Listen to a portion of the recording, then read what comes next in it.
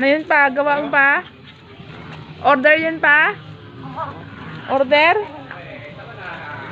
Order yan. Kung sino pa magpapagawa ng bed.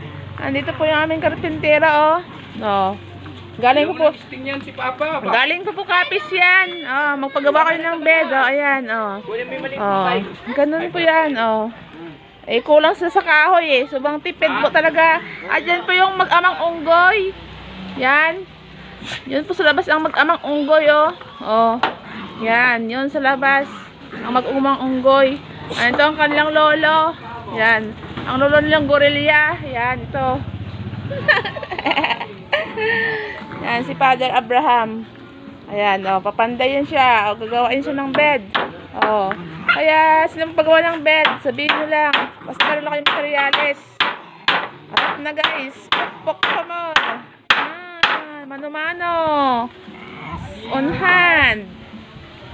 Yan, ganun magpukpuk si Father, Sige, Father, go, Father. Pwede na tayo matulog nito, ha? Ayos na.